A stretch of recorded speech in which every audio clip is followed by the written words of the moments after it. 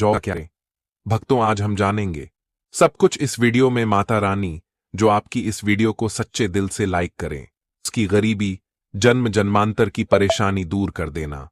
भक्तों, मुझे यह वीडियो फिर से इस वजह से बनाना पड़ रहा है ताकि नवरात्रि में आप सब बाद में गलती ना कर बैठे। अर्थात नवरात्रि के बाद में जो चावल होते हैं, जो ज्वारे होते हैं, जो ज्योत की बातियां होती है, जितनी भी हम नवरात्रि के समय में सामग्री चढ़ाते हैं, उन सब का क्या करें? ये सब आप गलत तरीके से नदी में विसर्जित कर देंगे। लोग इसके फायदे नहीं जान पाएंगे। इसीलिए एक वीडियो फिर से मुझे बनानी पड़ रही है और मैं आप लोगों को फिर से यह वीडियो ध्यान से देख लेना। इस वीडियो को देखने के बाद आपको पूर्ण रूप से समझ में आ जाएगा कि सामग्री का क्या करना चाहिए। भक्तों, सबसे पहले जानते हैं, शारदीय नवरात्रि का पहला व्रत 22 सितंबर को रखा जाएगा और अंतिम व्रत 1 अक्टूबर को रामनवमी के साथ समाप्त होगी। और दोस्तों, शारदीय नवरात्रि में कन्या पूजन अष्टमी या नवमी तिथि को किया जाता है। इस साल अष्टमी तिथि 30 सितंबर मंगलवार और नवमी तिथि 1 अक्टूबर बुधवार को पड़ रही है, जिस वजह से अष्टमी तिथि की कन्या पूजन 30 सितंबर और नवमी तिथि की कन्या पूजन 1 अक्टूबर को किया जाएगा। ऐसे में आप इन दोनों में से किसी भी दिन कन्या पूजन कर सकते हैं। देखिए भक्तों, आप में से अधिकतर जो लोग हैं नवरात्रि में बहुत सारी गलती कर बैठती हैं।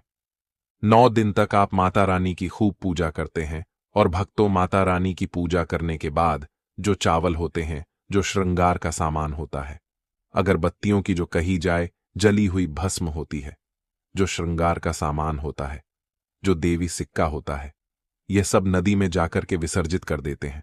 भक्तों, यही सबसे बड़ी मूर्खता है। सारी जानकारी इस वीडियो में मैं आप लोगों को विस्तार से बताऊंगा।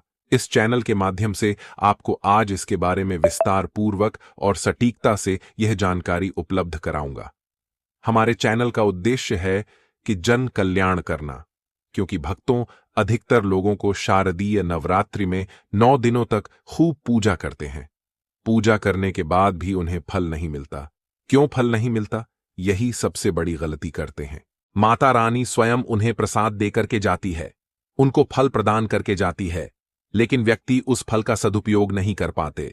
देखिए भक्तों, अगर कुआं आपके पास में है और अगर आप कुएं में से पानी नहीं निकलोगे तो आपकी प्यास कैसे बुझेगी? ठीक उसी प्रकार आपको जानकारी नहीं है तो प्रसाद तो आपके पास में है, लेकिन उसका प्रयोग करना नहीं कर रहे हैं। भक्तों, कहने का मतलब है, मैं जो तरीका बताऊंगा, इस तरीके से आपके जीवन में चल रही परेशानी, गरीबी, रोग, दोष, तकलीफ, हर प्रकार की मनोकामना की पूर्ति होगी। वीडियो को ध्यान से देखना। आज मुझे अपने गुरुओं के द्वारा प्रेरणा मिली है, माता आदि शक्ति के द्वारा प्रेरणा मिली है, इसलिए यह जानकारी बता रहा हूं। अगर भक्तों, हमारी वीडियो में बताए गए उपाय से किसी एक भी व्यक्ति का भला होता है तो हमें भी पुण्य की प्राप्ति होती है, हमें भी अच्छा लगता है और हमें भी काफी आशीर्वाद आप सभी दर्शकों का प्राप्त होता है और माता रानी की कृपा प्राप्त होती है। तो चलिए, मैं समय ना लेते हुए आज की जो वीडियो है उसे शुरू करते हैं। ध्यान से देखना, नवरात्रि के समय में आप कौन सी गलती करते हैं जिससे आप निर्धन रह जाते हैं।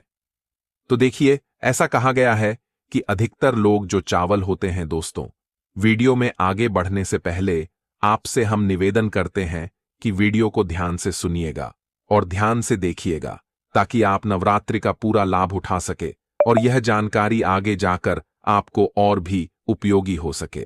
भक्तों, पूजा पाठ करने के बाद जो बचे हुए चावल होते हैं, माता रानी को जो हम चढ़ाते हैं, वही चावल की मैं बात कर रहा हूं, न कि ढेर सारे चावल रहते हैं। उनकी जो माता रानी को हम क्षमा याचना करने के दौरान जो चावल चढ़ाते हैं, पुष्प चढ़ाते हैं, सिक्के चढ़ाते हैं, वह सब नदी में बहा देते हैं। वहां आपने 9 दिनों तक माता रानी की पूजा की। माता रानी ने आपको प्रसाद स्वरूप चावल दिए, सिक्के दिए, उसे आप नदी में बहा देते हैं। भक्तों, यही सबसे बड़ी मूर्खता है। 9 दिन का फल आपने क्या किया? सीधे नदी में जाकर के बहा दिया। ऐसा नहीं करना चाहिए जो चावल होते हैं। मित्रों, पिछली वाली वीडियो में भी मैं आप लोगों को नवरात्रि की जानकारी बता रहा था। उसमें भी बताया है जो नवरात्रि में जो बचे हुए माता रानी के चावल होते हैं, खड़े हुए चावल होते हैं, इन चावलों को आप अपने भंडार में रखें। अन्न भंडार का मतलब जैसे कि आप अपने घर में जो चावल पका करके खाते हैं उसमें डाल दीजिए, कुछ धन स्थान पर रख दीजिए।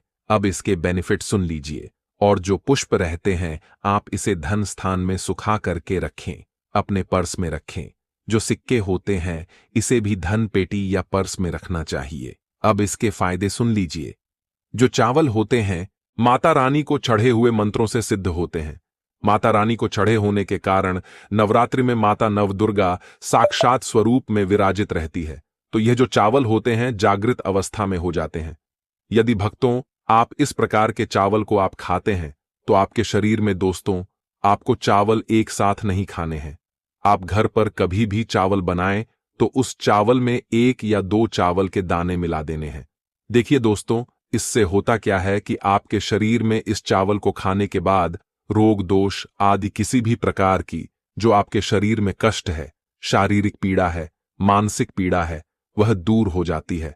और भक्तों माता रानी की आपको कृपा प्राप्त होती है। माता रानी की कृपा से शरीर में एक ऐसी ऊर्जा उत्पन्न होती है जिस ऊर्जा से आप अपने आप को स्वस्थ करते हैं। और आप जहां भी चले जाइए, जिस भी कार्य को करिए, वह कार्य आपका सफल होता है।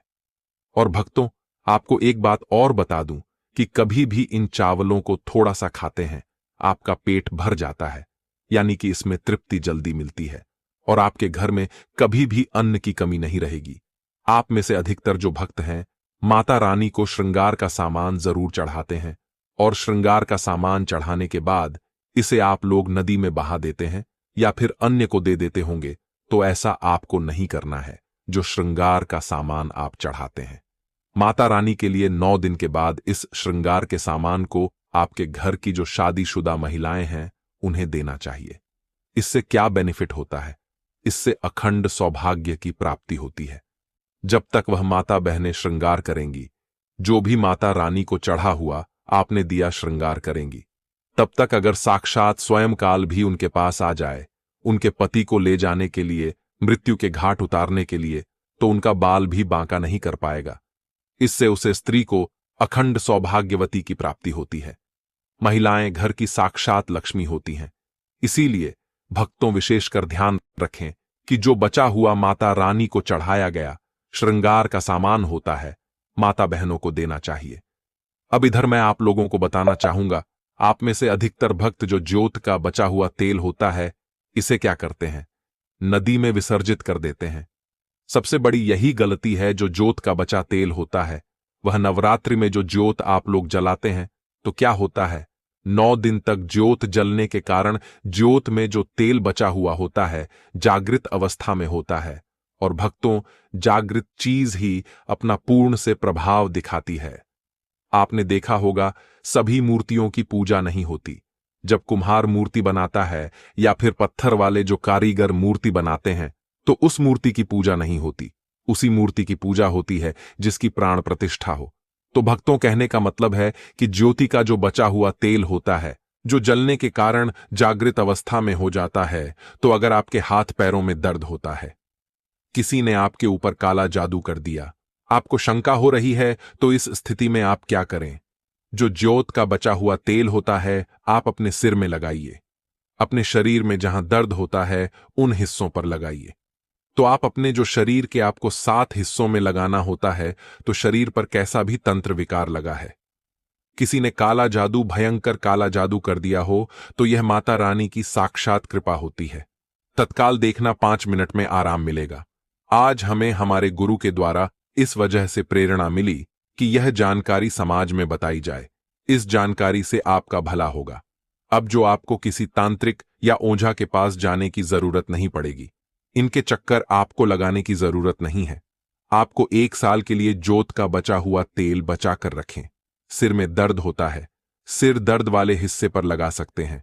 अगर किसी कारणवश कभी कभी ग्रह नक्षत्रों की पीड़ा के कारण सिर दर्द होता है, तो वह सिर दर्द होना बंद हो जाता है। यानी कि जितनी भी ग्रह है, राहु है, केतु है, दुष्ट शक्तियों के द्वारा आपको सताया जा रहा है। 3-7 हिस्से में बस लगाना होता है। शरीर के 7 हिस्सों में लगा लीजिए। सिर, पैर, हाथ, कोहनी, या फिर आप अपने हृदय में लगा सकते हैं, कंठ में लगा सकते हैं। इस प्रकार से आपको 7 हिस्सों का चुनाव करना होता है। तो कैसी भी आपके जीवन में परेशानी हो, शरीर में शारीरिक पीड़ा हो, सारी पीड़ा दूर हो जाती है। भक्तों, चलिए मैं आप लोगों को बताना चाहूंगा, नवरात्रि में अगरबत्ती आप जलाते हैं या फिर आप गोबर के कंडे जलाते हैं या फिर आप माता रानी के लिए जो भी चीजों को जलाते हैं, तो भक्तों भस्म का क्या करना चाहिए। जलाने के बाद जो अंतिम चीज होती है वहां चीज भस्म होती है। भस्म का क्या करना चाहिए, तो भक्तों हम आपको बता देते हैं कि इस भस्म को पूरे साल के लिए, 1 साल के लिए इस प्रकार की भस्म को बटोर करके रखना चाहिए। जो अगरबत्ती की भस्म है या फिर कहा जाए गोबर के कंडे की भस्म रखी है, क्योंकि माता रानी को हम जो कच्ची धूप जलाते हैं उसकी भस्म भी काफी सारी हो जाती है। क्या इसे भी नदी में बहा देना चाहिए? अगर ज्यादा है तो नदी में बहा दीजिए, बाकी कम से कम आपको